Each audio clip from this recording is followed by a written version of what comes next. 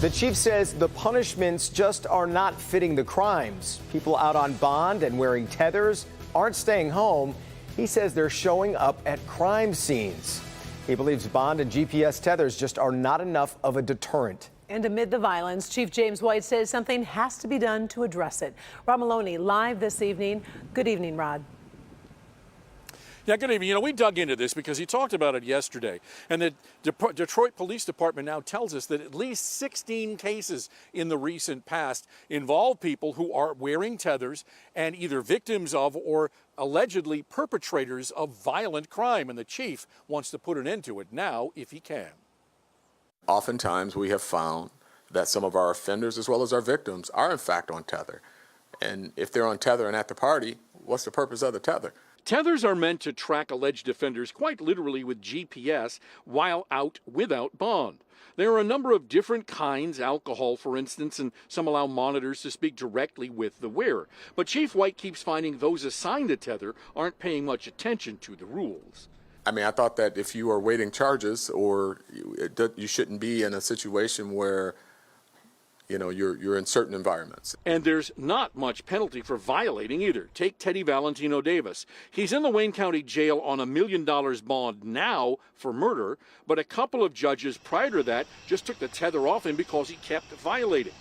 A year ago, May, a high school student murdered on Tacoma Street in Detroit. 22-year-old Malik Wiggins is charged with felony murder, armed robbery, and felony firearm. Police saying that he was wearing a tether, driving the vehicle the shots allegedly came from. And then there's Brandon White Ratliff. DPD says he was on a tether for assault, resisting and obstructing out of Macomb County, and involved in a Detroit homicide back in March. And so we just all need to come to the table, have real discussions about how to make our community safe. To point to the police and say, go lock them up, that's not the answer if we're going to release them. Now, the issue that the chief is most concerned about is the lack of follow-through, largely by the courts. So we made a couple of calls over to the courthouse today, and I got an agreement from the chief judge there to talk to me about this in the next couple of days to see if we can figure out what's going on that end. So we'll certainly follow up. Back to you. That would be definitely an interesting conversation, Rod. By the way, Prosecutor Kim Worthy, has she said anything about this problem?